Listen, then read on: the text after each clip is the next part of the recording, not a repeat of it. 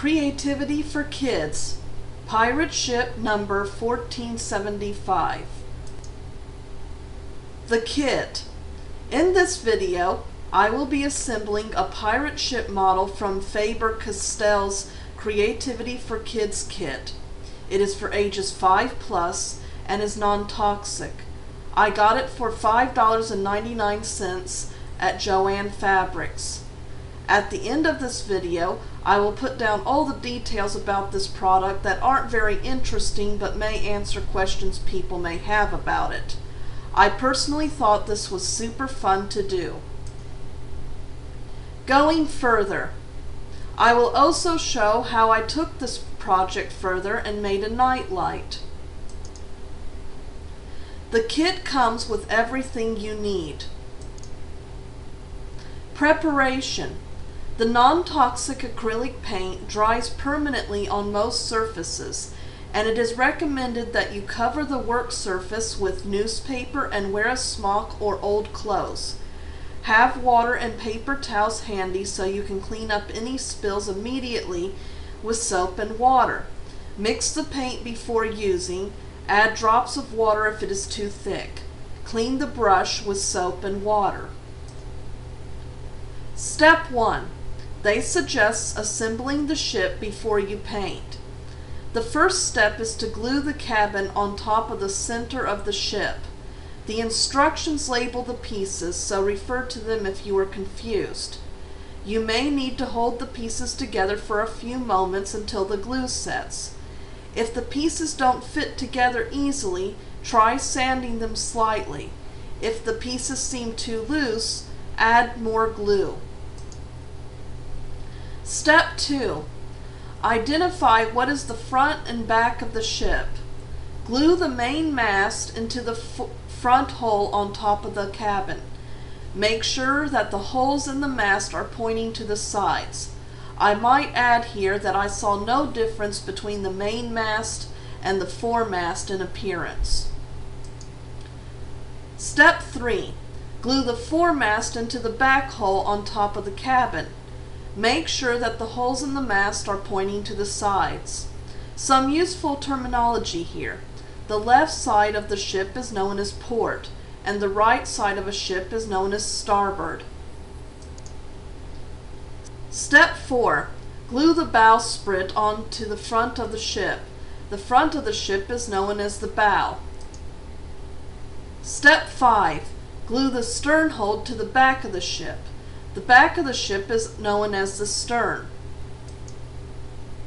This is how the ship should look at this point. Step 6. They suggest after the glue has dried to paint your ship, all except the mast and dowel rods. They wanted you to paint those after you put on the sails.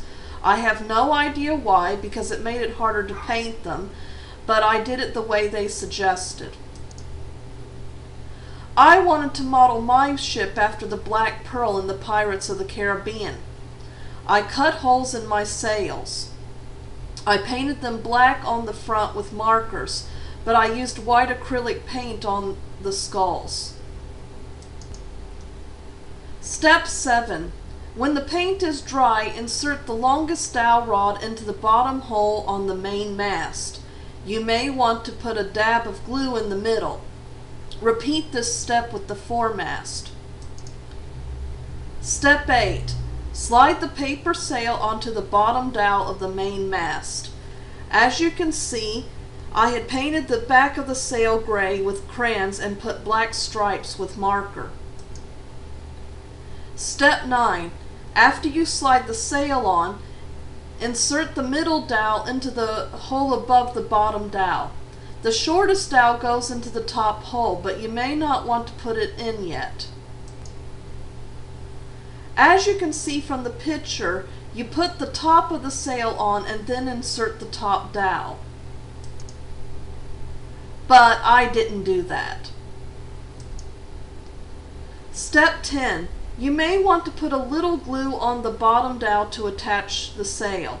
You may also want to put it on top of or on the bottom of the top dowel, depending on how you position the sail.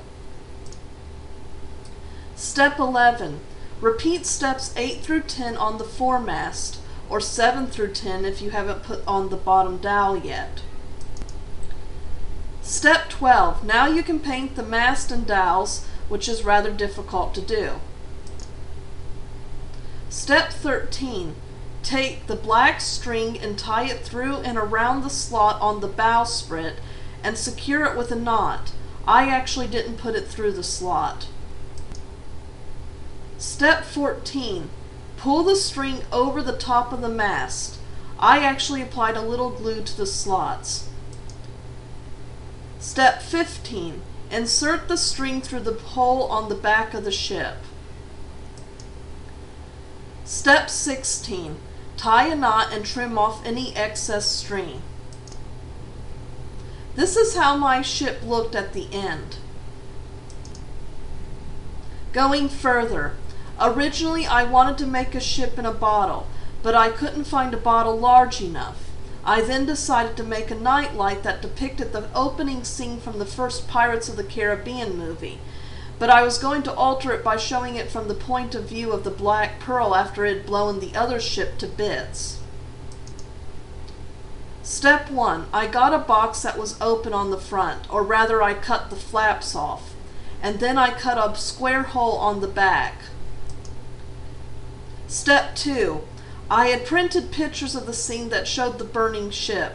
I had to make some alterations with paint, but I glued pictures on the sides and over the hole I had made in the back.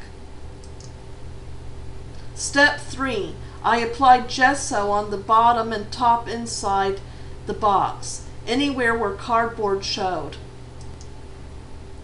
Step 4. Using white, light blue, and dark blue acrylic paint, I painted the bottom to look like the sea. I didn't paint evenly, purposely missing areas and applying the brush in circular dabs so prior undercoats showed through. Step 5. With air dry clay, I made floating debris, a plank in the top of a barrel, with the idea that the rest of the barrel was under the water. I also made Will Turner floating on his raft and the little umbrella that Elizabeth Swann sees floating in the water. Step 6. Then I painted and varnished them. I used acrylic paints and a water-based varnish. Step 7. I positioned everything the way I wanted, and then I glued it with Elmer's glue wall. The glue became clear later and wasn't noticeable. Step 8. To keep the inside from getting dusty, I cut open a comic book cover and taped it to the front. I also decorated the outside of the box to make it more attractive with scrapbook paper. Step 9. I put my nightlight behind the box to illuminate the scene. The boring stuff you might want to know. Ship height when assembled 6.5 inches, 16.5 centimeters. Recommended ages 5+, model number 1475. They claim it takes 25 minutes plus drying time, but it took me 3 days to finish it. Made in China, UPC 092633147504. More boring stuff. Company, Faber-Castell, USA, Incorporated, Cleveland, Ohio 44125. Website www.creativityforkids.com, www.fabercastell.com. Conforms to ASTM D4236, non-toxic, safe for children.